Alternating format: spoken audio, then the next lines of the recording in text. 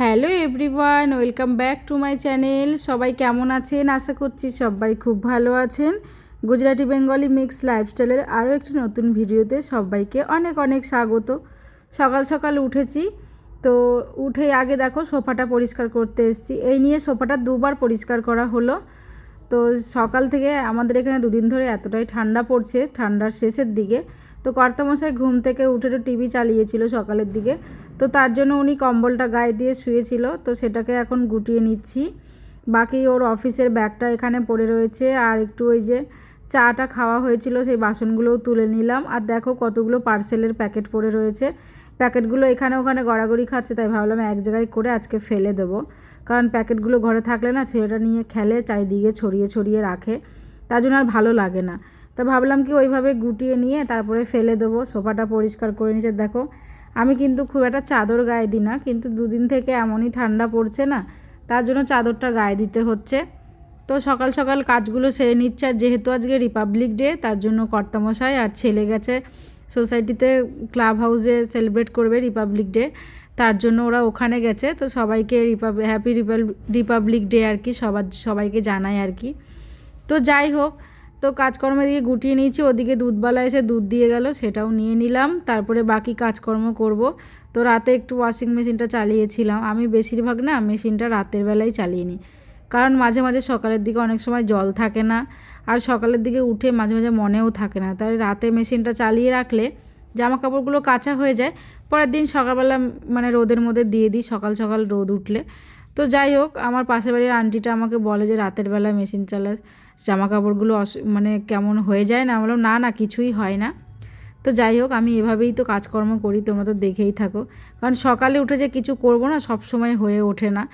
তো যাই হোক, কিছু জামা কাপড়ও দুদিনে আবার একটু জমেছে, মানে দুদিনে বলতে কালকের কিছু জামা কাপড় ছেলে পরেছিল। ছেলের জামা কাপড়গুলো আমি যেটা পরে সেটা ধুতেই হয়, ওটা এমনি করে রাখাই যায় না যে এমনি জলে ধুয়ে রাখবো, ছেলে আবার পরে পরবে, সেটা তো হয়ই না। মানে এতটাই নোংরা করে নিয়ে আসে। যেহেতু সোসাইটিতে ওই নিচে খেলতে যায় না গার্ডেনে, তো ওখানে তো মাটি আছে, বালি আছে, তো ওখান থেকে খেলে খেলে আসে। তো তার জন্য আমাকে ওগুলো মানে প্রত্যেক দিনেরটা দুদিন পর পর আমাকে ধুতে হয়। দুদিনে যে কটা জামা কাপড় হয় সেগুলো এক জায়গায় জড়ো করে রাখি, তারপরে ধুয়ে টুয়ে নিই আর কি।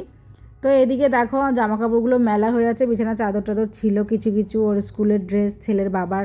তো যাই হোক, সবগুলো করে নিয়ে তারপর স্নান করে তারপরে রান্না বান্না করব। তো আজ যেহেতু দুপুরবেলায় ওরা বাবা ছেলে দুজনেই বাড়িতে রয়েছে, তাই একটু নিয়ে এসছে মাংস। তো দেখো মাংস টাংস ধুয়ে রেখে দিয়েছি, আর এদিকে আলুটা ভাজতে বসেছি। যেহেতু নতুন আলু, তাই অনেকটা বড় বড় করেই আলুগুলো ভাজছি। তো আজকে অনেক দিন আমরা ফ্রাইড রাইস খাওয়া হয়নি, তাই ভাবলাম মাংস আর ফ্রাইড রাইস করে নিই। তো মাংসটা প্রায় 10-12 দিন পরে খাওয়া হচ্ছে, আর ফ্রাইড রাইসটা তো প্রায় 2 মাস হয়ে গেল খাইনি। তো যাই হোক, এই যে রান্নাবান্না হচ্ছে, আলু ভাজা হয়ে গেল। এরপর আমি গোটা গরম মশলা, তেজপাতা, শুকনো লঙ্কা এইগুলো ফোড়নে দিয়েছি। ফোড়নে দেওয়ার পরে পেঁয়াজগুলো দিয়ে দিলাম। তো পেঁয়াজটা ভালো রকম ভাজা হয়ে গেলে একটু টমেটোও দিয়ে দেবো আর কি এর মধ্যে। তারপরে আমি মাংসটা হালকা একটু ভেজে নিয়েছি পেঁয়াজটার সঙ্গেই। ভাজার পরে তারপরে মশলাগুলো দিয়েছি, দিয়ে দেখো কালারটা, এবার মাংসটা কষতে বসিয়েছি, কালারটা এরকম লাল লাল এসছে। আমি কিন্তু এখানে কোনো কাশ্মীরি লঙ্কার গুঁড়ো ইউজ করিনি। তোমরা জানোই যে আমি যে লঙ্কার গুঁড়োটা খাই বাড়িতে রান্নার সময়, সেইটাতে লাল এবং ঝাল দুটোই হয়, তার জন্য আমাকে এক্সট্রা করে কোনো কাশ্মীরি লঙ্কার গুঁড়ো ইউজ করতে হয় না। তো দেখো মাংসটা এরকম কষা কষা সুন্দর কালার চলে এসছে, আলু টালু দিয়ে কষিয়ে নিয়েছি। আরেক দিকে পাশে কড়াই বসিয়ে সেইখানে আমি গাজর, ক্যাপসিকাম এগুলো ভাজতে বসিয়েছি। আর মটরশুঁটিটা আমি ভেজে দিইনি, মটরশুঁটিটা একটু সেদ্ধ করে রেখেছি, সেদ্ধ করে ভাতের ওপরে দিয়ে রেখেছি। তো মটরশুঁটিটা ভাজবো না, ভাজলে কী হয় না, ওটার যে খোসাগুলো থাকে না কেমন ছেড়ে ছেড়ে যায়, কেমন দাঁতের মধ্যে আটকায়, তো তার জন্য আর ওটা ভাজলাম না, ওটা ওভাবেই করে দেবো। আর ওদিকে বাকি সবজিগুলো ভাজতে বসিয়েছি, মাংস কষিয়ে মাংসতে জল দিয়ে দিয়েছি। খুব একটা ঝোল করব না, একদম একটু মাখা মাখা করব। আর দেখো লাল লাল কী সুন্দর হয়েছে তরকারিটা, ঝোল ঝোল। তো যাই হোক, একবেলার মতনই মাংস এনেছে, রাতে যদি 2-1 পিস থাকে খাওয়া হবে, না হলে নেই। ওদিকে সবজি টবজি ভাজা হয়ে গেছে আমার, কাজু কিশমিশও দিয়ে দিয়েছি। এই দেখো ভাতের ওপরে বলেছিলাম না মটরশুঁটিগুলো দেওয়া ছিল, তো দেখো মটরশুঁটিগুলো দিয়ে এবার এটা মিশিয়ে নেবো। আর এদিকে মাংসের ঝোলটা আমার ফুটছে বেশ সুন্দর করে, তখনও হয়নি, যেহেতু আলুগুলো অনেকটা মোটা মোটা করে দেওয়া ছিল, তাই আলুগুলো সেদ্ধ হতে একটু তো সময় লাগবেই। তো এদিকে দেখো ভাতটার সঙ্গে ওটা মেশাচ্ছি আর কি, সুন্দর করে মিশিয়ে নেব। কড়াইয়ে দেওয়া যায়, কিন্তু কি বলো তো, আমার অত বড় কড়াই নেই যে একবারে সবজির ওপরে দিয়ে ওটা মেশাবো। তো আমাকে এভাবেই মেশাতে হয়। আর আজ একটু চালটা একটু বেশি নেওয়াই আছে, ওর বন্ধু একজন আছে না, ওকে বলেছি খেতে। তো যাই হোক, ওই জন্য তো এটা এখন মিশিয়ে নিয়ে, আর এদিকে মাংসটা হলে ওদিকে ছেলের বাবা, ছেলে তো রেডি খাওয়ার জন্য, ওদেরকে খাবার দিতে হবে।